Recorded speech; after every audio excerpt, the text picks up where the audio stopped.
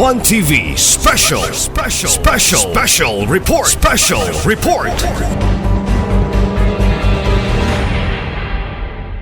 Kasi si Captain Flores naman ang mag-S3, mag-Operation Officer.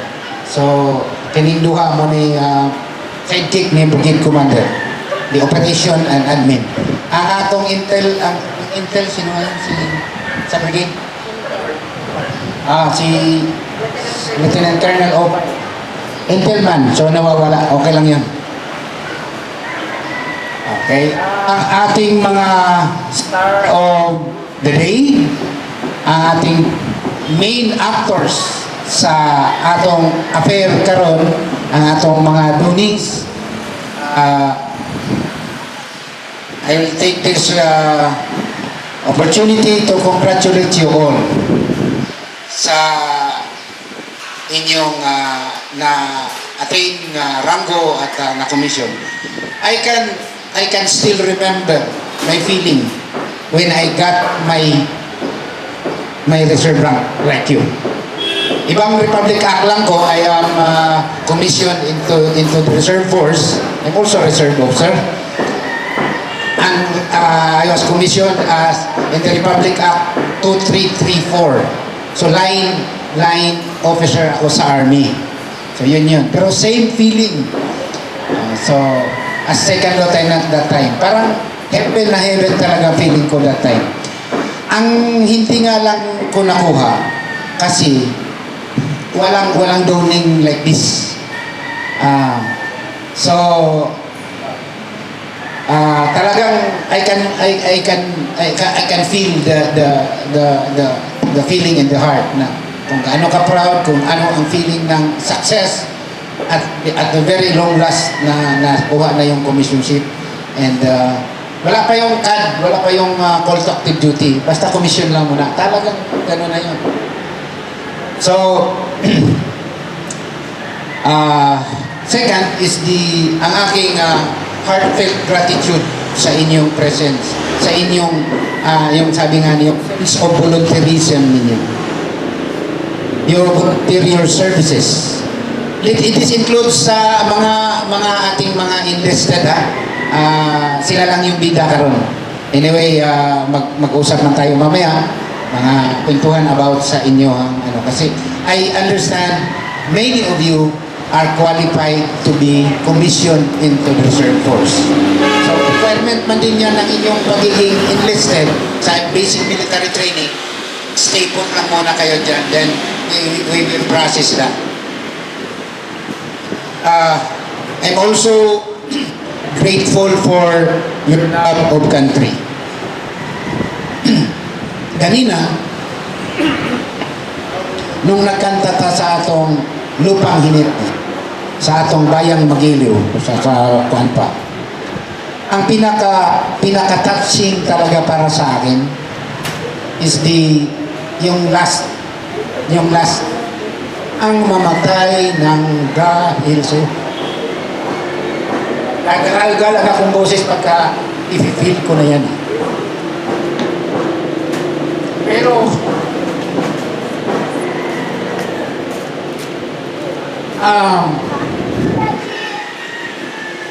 para sa ako, parang martir yan masyado yung ang mamatay ng dahil sa'yo.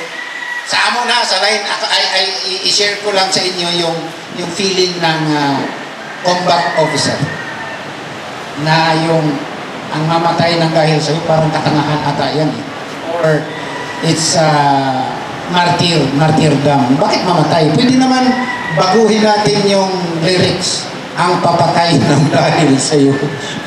Di ba? You can see as an example yung mga nangyayari karon sa Ukraine. Very concrete evidence yun na siya. Concrete example on how a citizen who has love of country nga mag-serve. Yung mga karon, di ba, may artista, may yung yung si Klitschko, yung MMA, ang champion world champion sa ulit good siya. Deserve good siya. So, yan yung ano natin. So, on your part, as reservist, karon pa lang, wala pang gera, makikita na natin. And I'm very grateful to that. Hindi lang pala kaming mga active youth ang who applied, who volunteered, nakataon lang na may sweldo. So, salamat sa inyong love of country, sa inyong patriotismo, sa inyong volunteerism, yung time ninyo, yung personal resource ninyo, at yung effort ninyo. Salamat kayo. And as the director of the 7th Armed Forces of the Philippines Reserve Center, I am welcoming you to the 7th Aprecent and eventually to the brigade. Ranks. The ranks symbolizes may Lieutenant Colonel Rania, mga kapitan, first lieutenant, second lieutenants. Rango symbolizes status in the armed forces. It may be reserved or in the active duty. It also symbolizes authority. Authority, ganda siya. Kung sa kuwan pa, it also symbolizes power and responsibility. Of course, responsibility. Sabi pa nga ni uncle ni Spider-Man, ikaw lang English man ko, hindi na kayo na kumintindihan, pero isa lang ang very, kung sina'y wala makabatian, sabi ni uncle ni Spider-Man, great powers comes with great responsibility. Hindi naman ganun ka-great ang ating power, hindi rin naman great basta every power there is always a responsibility. So, with your ranks, with my rank, that symbolizes, or that, the consequence of that is your responsibility. Hindi lang yung proud lang so kasama talaga yan.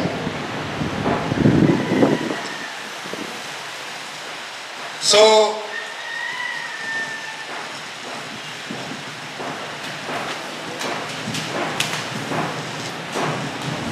mayroon akong ikwento sa inyo na when I am recruiting, meron akong nakausap na isang doktor din.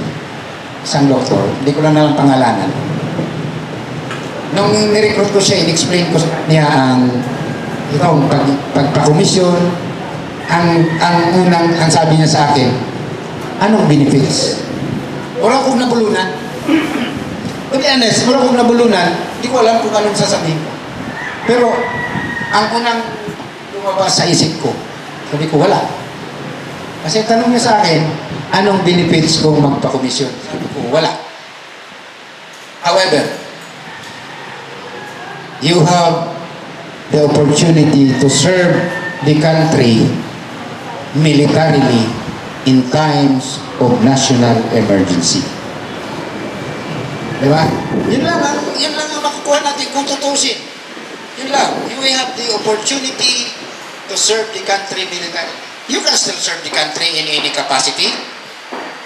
But in times of war, lagyan na natin, in times of war, kung hindi ka reservist, hindi ka member ng reserve unit, dito lang, tago-tago ka lang, hindi ka kasali, hindi ka pwedeng magpunta doon sa kuhan at makikialam doon sa affair. Kasi by the time, that will be martial law. Matik na yan. Ima-martial law na yan, ibig sabihin, na tanan. If you are not a reservist, hindi ka pwedeng doon. Nando ka lang sa bahay or hindi ba tago-tago ka lang. However, if you are a military reservist, you have the opportunity to serve. You report to your mobilization center. So in this case, ang ating brigade nandito, i-collocate natin dito dito sa USAM. Ito pala, gusto ko rin inform sa inyo, when I assumed as the 7th Appreciation Director, I was informed na ang brigade headquarters ay doon sa loob ng West Mincom. Sabi ko, hindi siguro, well naman, pero much better kung dito medyo, kasi off-centered masyado ang Zamboanga. Off-centered masyado. And the location of the brigade commander and the other staff are in the middle, almost in the middle of the area of West Mincom. So that's why I propose to the brigade commander na the brigade headquarters should be located here. So tama-tama din naman na yun din pala ang iniisip ni Colonel Adona, ni Doc Ami, na dito dapat at yun din pala. So nagtugma ang aming ideya na talagang dito natin i-locate. Ang 7%, it should be kung saan talaga ang West Mincom. Kasi I am OPCOM. I am operationally commanded by the West Mincom. Pero ang APRESEN is the operating arm of the ang 7 Task Brigade is the operating arm of the 7 APRESEN. Okay? So, yun yung setup natin. So, ganun ang nagiging natin na dinhin na ang atong brigade headquarters. And the 702 Task Group ay collocated na rin dito.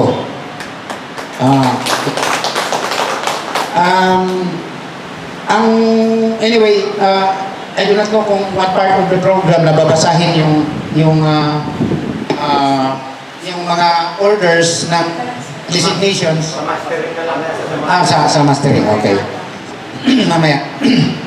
So, unahan ko na lang kayo, ang Deputy Brigade Commander have 3 positions. Kasi medyo kulang pa tayo, so he is designated as Deputy Brigade Commander as primary responsibility niya, primary position niya, and secondary position niya is the Executive Officer, meaning the Chief of Staff of the Brigade.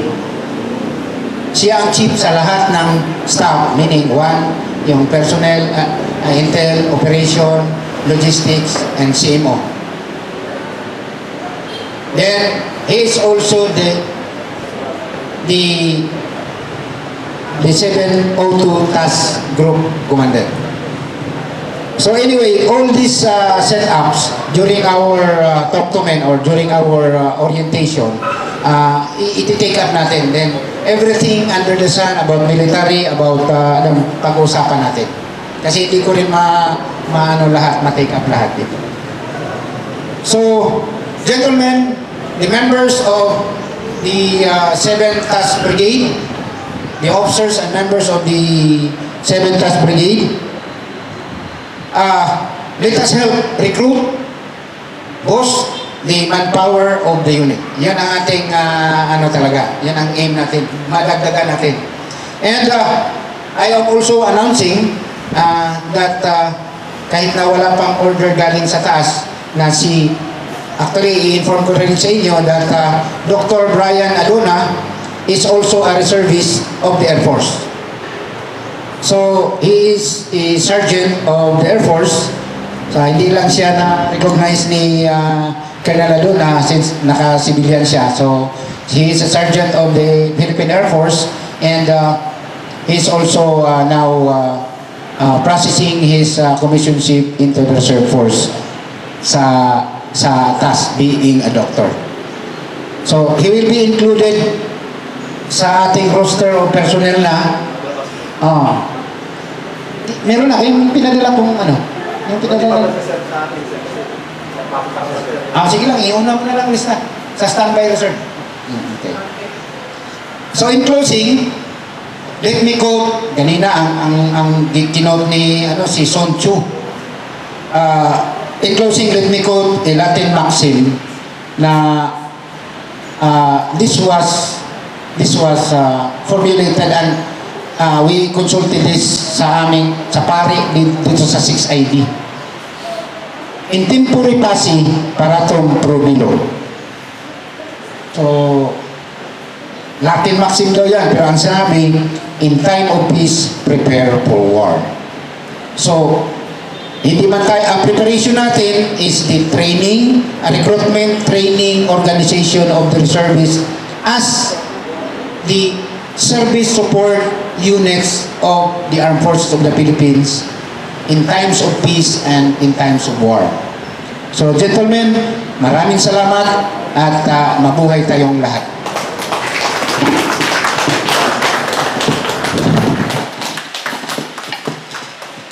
We will now sing the Pilipinas Kung Mahal.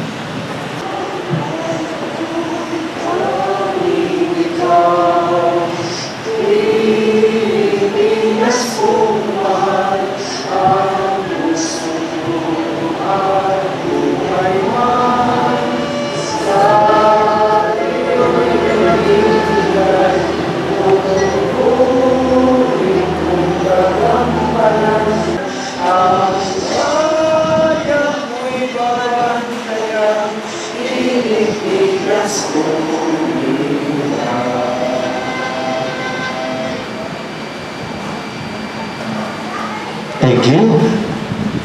That concludes of this morning's ceremony on behalf of the officers and men of the AF Reserve Command and the Senate Technical Administration. Buhay tayong lahat.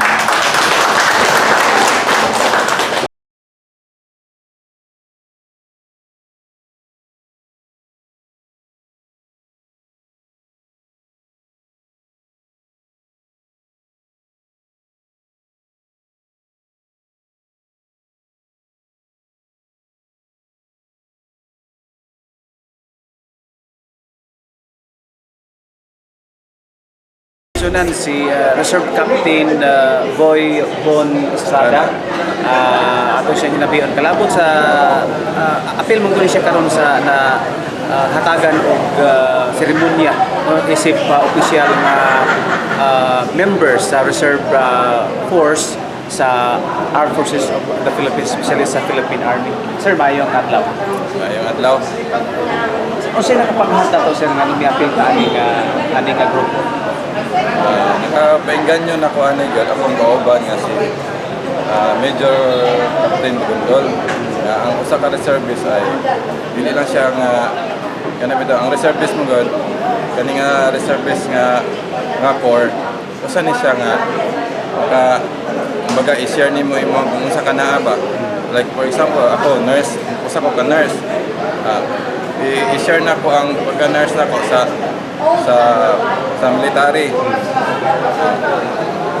Kaning atas dili ni sa ingon nga sayo lang atas para sa ko difficult na task ni kay ako usa ko ka pamilyado na po trabaho pero gahinan nako ang pagka-reservist nako sa military para po ma-share nako kung unsa ko na ang skills. Connected ka karon sa hospital, no? Government hospital. Government hospital. Sa Marcos sa Tubig Regional Hospital dahil ko connected. Layo man kayo. Layo mo sa amis. Yun sa imong kauban, no? Kauban. May inganyo. Wala kay kinalan yun na kay kumbaga ginatawag nila nga time management. Voluntaryo rin ba ni? Voluntaryo rin siya. So, at least, no? Ngani nga paagi, makaserve kaya punta sa ang country. Sa atong komunidad. Sa dili ta sakop. Good. Sa dili ta sakop diri gyud. Formally sa army. Sa army man gyud. Pagka tibok Pilipinas siya ba. Dili lang tingon nga kung asa ka, kung taga-asa ka dito lang po di mo tabangan. Dili pwede nimo extend ang tabang sa tibok. I-extend nimo. Nangandoy ba ka sa una sir nga bahimo ka? Army or military? Military, wala sa kuang kan sa una. Unang nag-nurse ko. Later na nako na-realize nga wapo na siya nga kung makatabang yung ka ba. Sir, salamat kayo. Salamat kayo. Atong may nabi si Colonel Jeffrey Cabansay, ang director sa pagulang na tukod karon nga headquarters no, sa 7th Technical Administrative Service Brigade din sa Western Mindanao, particular sa Ozamis. Sir, welcome sa Ozamis. Thank you, thank you. Sir, unang-una, unsang ka may ngundanon ang reserve corps sa ato ang community or sa ato ang nasyon. Okay. Sa gisulti ni Deputy Brigade Commander ni Colonel Benny Adona na ang organization sa military duha ka component, the active and the reserves. And sabi nga niya kanina, it's ideally 20% of the strength of the whole armed forces, including the reserve and the active. 20% are the actives and 80% is the reserve. Very small but solid active and a very large reserve. Maano na to ang model kasi nato Israel. And their whole citizenry are reserves. Gamay lang ang ilang active pero very solid. We have also a model of Taiwan, Singapore. And very recently makita nato ang Ukraine kung sa sila concrete na yun nga na-activate sila ang ilang mga reserve. So yun din ang aim natin. Sabi nga medyo malayo pa taliha. Ang organizations o ang unit ng 7 Technical Administrative Service Brigade ay reservist unit mirrored sa active, no? Mirrored siya, meaning doon na po'y active gyud nga mga sundalo nga para sa Technical Administrative Service. It's like yung mga active nga doctors, active sa armed forces, yun. Mga doctors, abogado, mga nurses, mga medicals. So, mirrored ni siya. So, reserve component. Parehong organization sa active pero nasa reserve component lang. Kaya nga may R. Kung if you notice sa mga papel sa mga nakalagay gyud Colonel Amy Adona, MC, Medical Corps, Reserve. Kung makita niyo diha. So, mo na siya ang component. Now, kung tanawon man gud nato ang gera. Kung tanawon nato ang gera, ang combat units kanang nasa front line sa gera, combat units. Okay? Ang nasa likod, ang combat support units. Ang napagid sa likod, ang third layer ay ang service support units. So what are these units na service support? Ito na yun. Reserve component nga lang.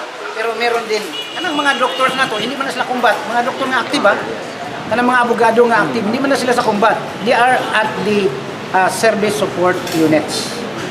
O kanang mga pare, kanang inignay mamatay dito sa gira, dadon diri mga pare, mga chaplain, ilaman ng bendisyonan. So yun yung mirrored siya. So in times of war, in times of national emergency where the president declares that all reservists shall be called to active duty, national emergency na, so they will assume sa kung anong ranggo nila, kung anong organization nila. Okay? So ingon na ang so as the 7th Appreciation Director, ako karon ang nag-recruit, yun ang trabaho namo.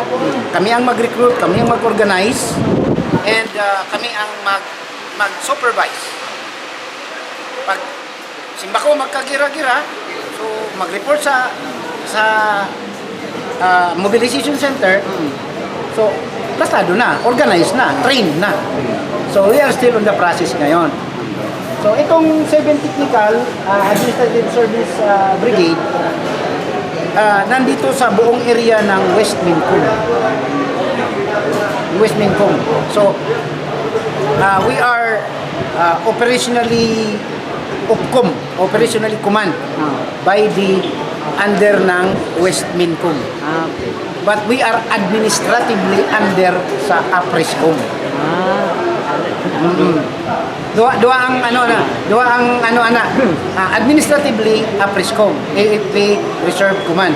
But operationally sa under ng Western Mindanao Command.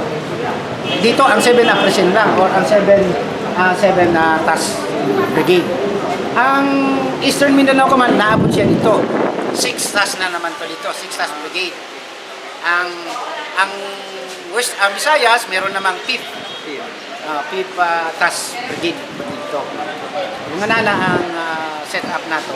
And with the leadership of Colonel Ami Aduna, ako nagpasalamat din po ko nga I consider this a success because of Colonel Ami Aduna sa iyang leadership. Mayo din siya mo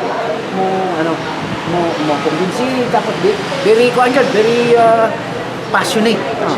Maano mo lang dito sa iyang pag speech kanina, talagang ma-feel mo talaga parang orador nga eh. So ingon ana. Timing pag yun kay ang iyang husband si Lieutenant Colonel Benny Aduna, very supportive. So siya din ang brigade deputy. And ang mga staff muna na mag-mastering na para sa proper lista na gyud nato ang kung sinong mga members sa itong brigade formally. Actually, ito yung formal na talaga. Dati kasi more on buka-buka mo na wala papel karon di papel na tanan. May mga orders na kaming i-cut signed by DS1 Captain Gurion. Ano pa? Sir, dugang lang. Is good magtag-reserve. Ngayon, gamit kayo ang reserve for kung doon tayo panahon sa emergency. Nabat yun tayo imminent nga gubat o gera sa mamo. Especially kaning sa akol ka sa West Philippines. The threat are always there para sa ako. The threat is always there. So, yun ang sabi ko kanina, in time of peace, prepare for war. In tempore pace, para tumprobilo. Hindi pwedeng kung kano sa mangyari ang emergency, it may be war, it may be disaster, calamities, mga makapikto sa Pilipinas, organized na siya, trained na siya. So yun yung essence ng pag-prepare na to. Hindi lang ito para sa gera. Hindi lang ito para sa gera. Other national emergencies. Kay nadagdagan man gud ang mission ng armed forces, kasama na ang yung disaster. Not like other countries like Australia, they insist na there should be another agency of the government to address that disaster. It's not the armed forces. Because sabi nga, may point din sila. Sabi nga nila, soldiers are trained to fight, not for disasters. Pero nakita sa siguro dili applicable sa ilang kultura dito, din sa ato kung applicable man. So hindi tayo totally magkapareha. We may sometimes copy good practices of other armed forces, other nations, pero there are peculiarities sa atong sitwasyon sa Pilipinas. Sa imo sir, ang Western Mindanao, kumusta man ang sitwasyon sama sa mga insurgencies? Kumusta? Super dako na gyud ang akong naobserbahan nga kabaguhan when it comes to peace. Because I grew up in Western Mindanao area. South Compa ito noon. When I was second lieutenant, dami pang NPA. Ang daming problema sa Iminilep pa. Wala pang pistok noon. Tapos yung gera sa Imailep. Until sa ito ng mga Abu Sayyaf na, kidnap ransoms. Talagang makita mo ang magulo talaga ni adto kumpara sa karon. So, nagdako nga dako kayong and makita mo na rin sa karsada pa lang. Kasi iba na ang development na eh.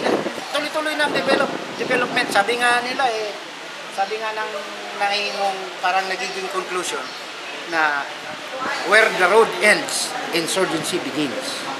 Meaning, pag wala yung development, nandoon yung insurgency. Yung nga na may development, so wala na rin yung insurgency. Kanang mga nabilin, mga na lang gahi na lang ginakit ulo. So, kita mo naman, ito on the part naman sa, hindi lang naman ang insurgency sa NPA, meron din naman ang yung demand ng mga yung independence ng mga brother Moros na mga Muslims. Nakita naman nila na hindi naman sila pinabayaan na. Hindi man kagaya dati nga parang feeling nila second class citizen sila. Pero sa karon makita naman nila na priority. Ang mga budgets nga, meron na silang, may attention na talaga sa nila. So, slowly but surely, umabot na yun ang panahon na makabawi na yun ang Pilipinas. Hopefully, ang ako na lang prayer na mapabilis.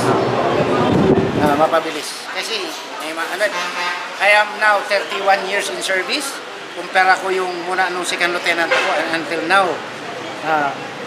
Makita na yun ako ang difference. Even sa discipline sa kaming mga active service. Makita ko talaga yung mga mindset na mga old soldiers niya ito nga naabutan ko when I was second lieutenant. Diba? Dati, pag makasala, nandito yan, pag makasala, itago lang sa commander, itapon dito, tago sa line detachment. Wala man natin ngayon na ba? Pero karon hindi pwede na. Pag makasala kang sundalo ka, bigbog sarado ka da. Dali lang kayo discharge. Sa una, lisod kayo discharge ang sundalo. Karon perting dali Gamay yung sala, awan po, naabuso na lang po. Ang babae, pag ma-chicks, wala na. Pakasala na dayon. Kaya nalastats. Okay. Sir, lastly, imuha na lang pong mensahe labi na sa ang local government unit karon sa Osamis headed by Mayor Indy Huaminan. Okay. To the local government unit, especially the leadership of the LGU, Mayor Huaminal, daghang kayong salamat, Mayor, and the people of Osamis na sabihin na lang natin na welcome kami ang and you let your people, your populace, your constituents to join and to volunteer as part of the 7th Technical Administrative Service Brigade. Salamat gud kaayo sa inyong suporta. And also, gusto ko na rin i-take ang opportunity na to na i-invite ko kamo to join, to volunteer yourself na magiging reservist sa 7th Task Brigade. If you will not qualify for the task. Siyempre ang task ay mga technicals kagaya ng mga doctors, mga abogado. If you do not qualify, you can still volunteer to join the reserve in the army. Okay, mayroon naman tayong 9 RCDG dyan sa Pagadian. So, reserve pa rin yun. Line, kumbaga, yung sinasabi ko nga kanina, yung nasa front line lang, sa combat unit. Hindi siya nasa reserve, nasa service support unit. So, if you will not qualify with the still, you can still volunteer to serve the country militarily in times of national emergency. So, just look for Colonel Ami Aduna, ni Dr. Ami Aduna, or ni deputy niya, si Lieutenant Colonel Benny Aduna, or kay ang personnel officer ng brigade, si Captain Gurion. You can approach ni Captain Gurion kung anong gagawin, kung paano mag-apply. Anyway, she is also a civilian employee sa 9 RCDG. So, doble. Siya yung is-1 dito sa brigade, sa task brigade, 7 task, and also a civilian employee, as a civilian capacity, civilian employee siya dito sa 9 RCDG, sa Pagadian. So kung example sa inyo, I do not know kung mag-qualify ka mo sa amo, eh meron naman kaming, sa service support naman ang media, di ba? Sa service support, meron din tayong CMAB, Civil Military Affairs Brigade. Nandoon ang si Brigadier General Garchi Torena, bagong promote ngayon, reserve. Siya ang brigade commander ng CMAB. So, I believe you can qualify to be commissioned and to join sa Technical Administrative Service. Pero sa civil affairs component. sa amo sa Prescom. Eh meron kaming unit na si MAB. Sa press, no? Oh, sa press. Oh, meron. Okay. Pati mga tawag nito, kanang mga signal, mga telecommunication company. Yun. Meron kaming signal battalion na qualify sa Dito. hospitals. Ang dinhi, ang naaparo natin, ang na-affiliate natin ang yung kay Dr. sino? Feliciano. Yan. Aparo yan. Meaning AAP affiliated reserve unit. So, in times of war, that hospital, in times of national emergency, that hospital will be converted into a military hospital. May designated name na siya. PIP, anong pangalan? Anong number? PIP Armed Forces of the Philippines General Hospital Reserve. So, parang din sa kuan. Din sa Osamis. So si Colonel Aduna kining yung hospital wala pa niya gi-apply. As a person pa lang as individual. Pero yung hospital wala pa niya gi-apply. Yeah. Okay, sir. Thank you. Thank you very much. Si Colonel Ami ni Adona, ako ang medical corps commander sa 7th Brigade Commander sa 7th Technical and Reserve Service Brigade nung niya nakabase sa Lakbayan sa Salis. Colonel, imuha na lang pag-invite or pagkasig alang kasig na doon na interesado nga mo sa ako ang kausa. First of all, I would like to thank you, Sir Adoni. Thank you also with Caliora. Thank you to Asenso Osamis, Mayor Attorney Indy Waminang for having this gathering of our military activity. This is not only successful but very, very successful of the donning of ranks of our officers and mustering of troops. Mustering of troops is ipon ang active na mga reservists. So nakastorya naman ko kaganina ug nagpasalamat sa tanang mga nitabang. I would like to entice everyone that 7th Technical and Administrative Service Western Mindanao Command comprises Hulu, Sulu, Tawi-Tawi, Basilan, Zamboanga City, Zamboanga del Sur, Misamis Occidental, Lanao del Sur, Lanao del Norte, Cotabato, General Santos City. Maunay sakop sa ako ang brigade. So I am the brigade commander of the 7th Technical and Administrative Service. I was ranked as a full colonel.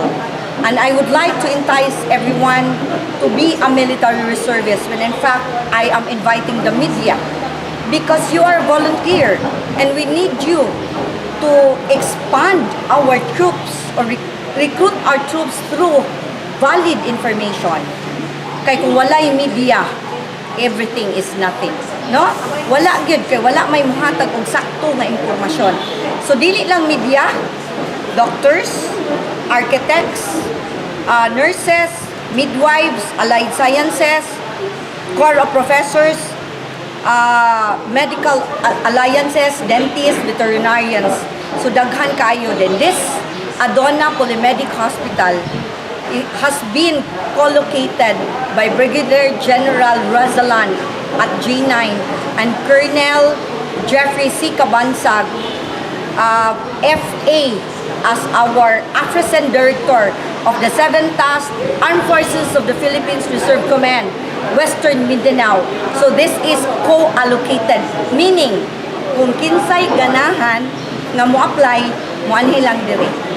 Dayon, mo hatag og interest kay among tabangan. So kamo, mga media, I hope, kay kita Sir Adoni, mga 12 years na gita, nagsapot. With the motivation siguro of Wida Caliora, dream will come true, no? Ang mga taga-asenso nga media ato na ang paningkabutan nga mga appeal because you're doing what is best for the city and not only for the city but for the whole Misamis Occidental. And as I've said, it's not only in Osamis but in the whole world because this is media coverage, no?